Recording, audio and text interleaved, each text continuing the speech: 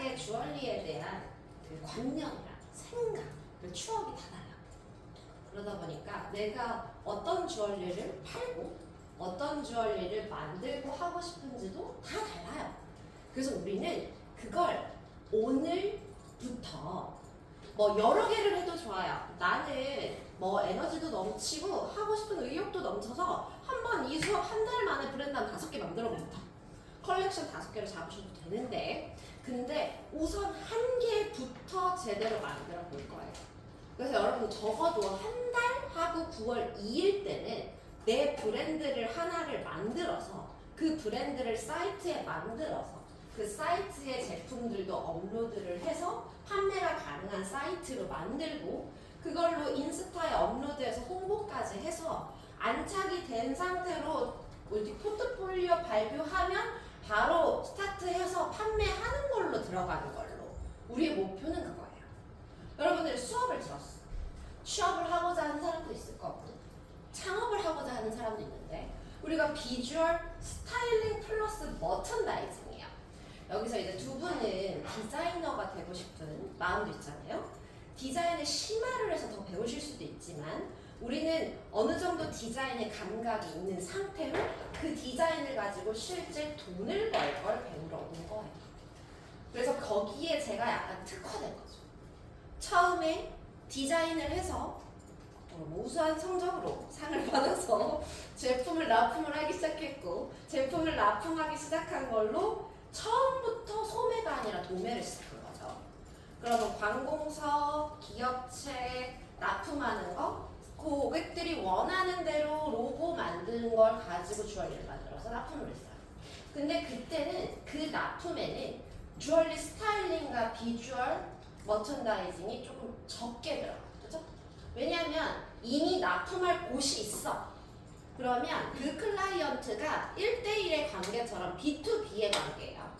처음에 기부분 주얼리 머천다이징 비주얼은 B2C예요. 비즈니스 투 커스터머예요.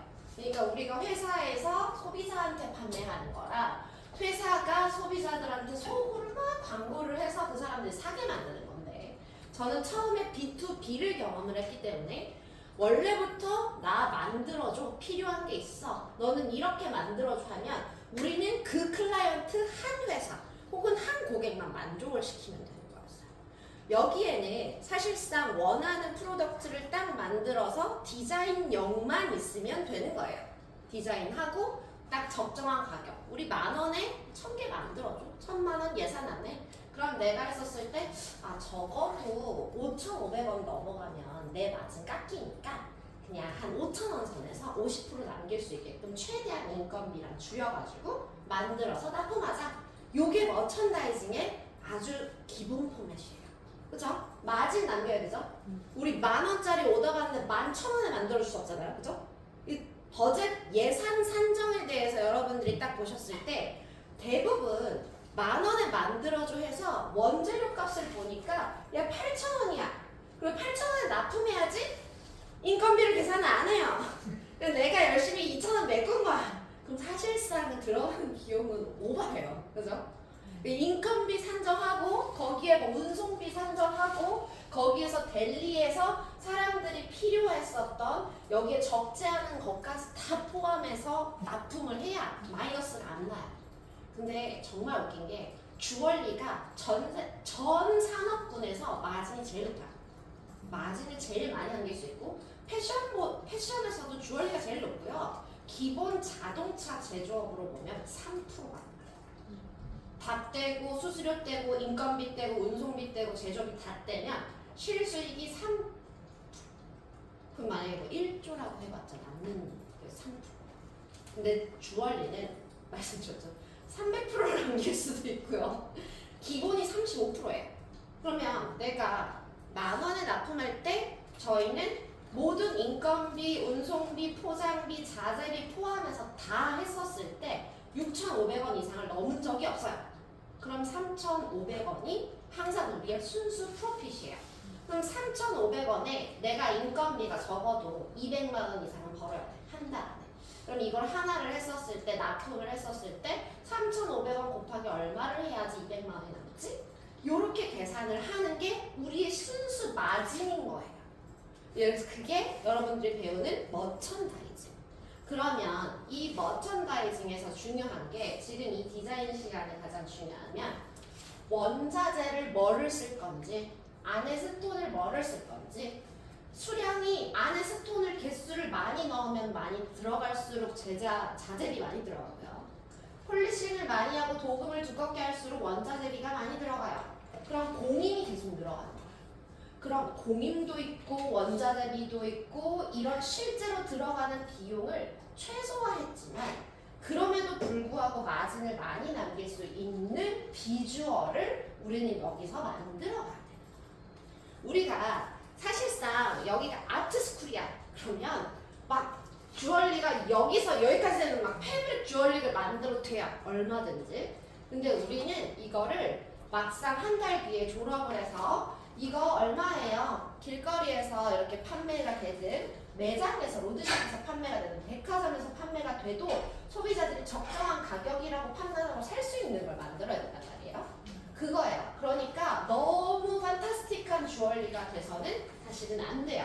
미드저니를 사용하다 보면 착각이 되게 예쁘게 나오니까 처음에 제가 보여드렸던 거 잊지 말아야 될 게 반고흐 아트 작품을 보면 정말 이렇게 막 아트가 나와요. 파인 아트. 그런 거를 처음에는 만들기 시작해요. 제가 2년 전이라고 이거 보여드렸어요.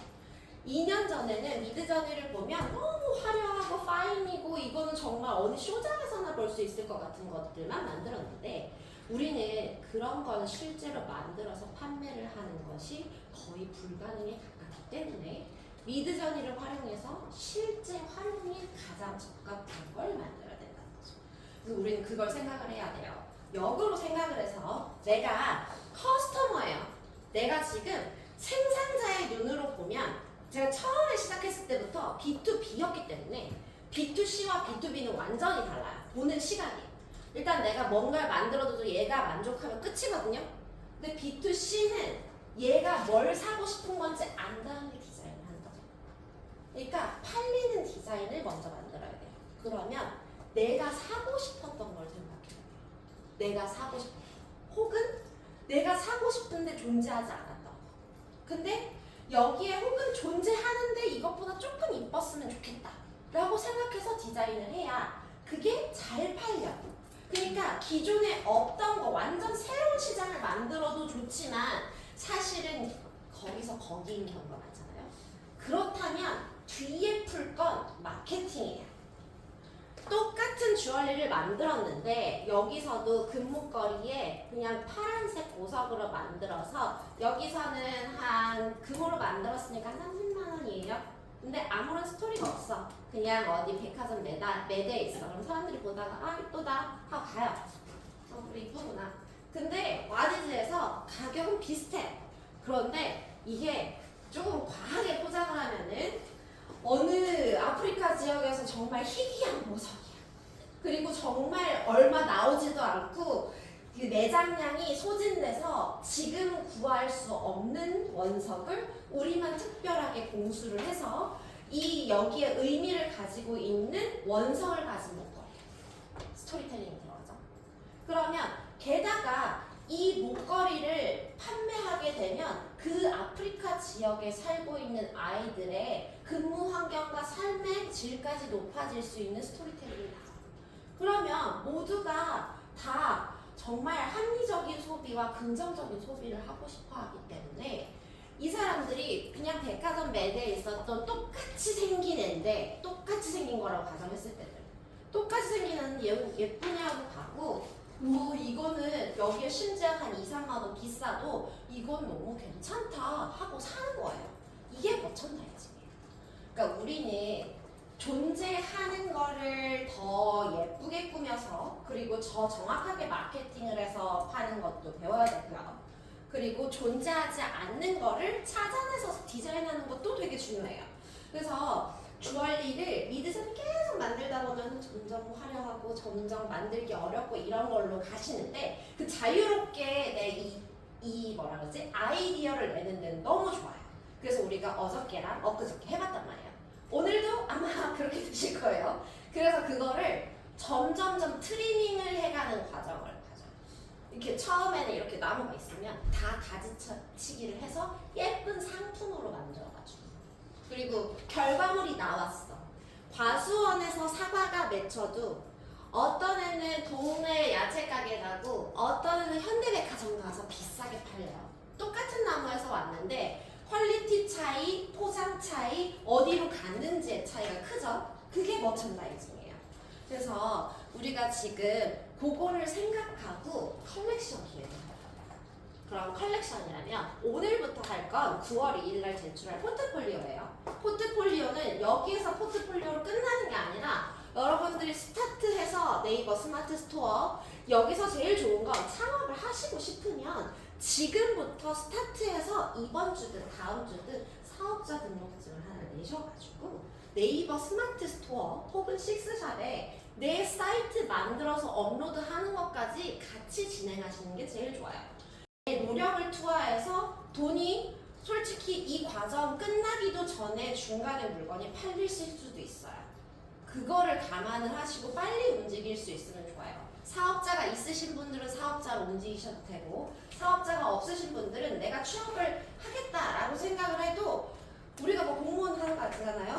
공무원 아니기 때문에 둘 다 겸하셔도 되잖아요. 스마트 스토어는 뭐 거기다가 물건 보내놓고 움직이실 수도 있으니까. 처음에 시작을 사입으로 조그맣게 한다고 해도 머천다이즈를 배웠으니까 너무 도움이 되고, 사입으로 안 하고 내가 만든 걸로 한다고 해도 중간에 충분히 할 수가 있어요. 오늘 배운 걸로 다음 주에 제 생산 들어가서 종로가 오늘까지 휴가예요.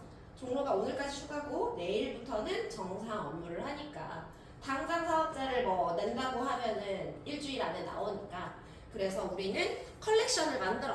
그래서 뭐를 할 거냐? 주얼리 브랜드 이름, 아이덴티티, 로고, 심볼 만들어서 세팅까지 작업을 하고요.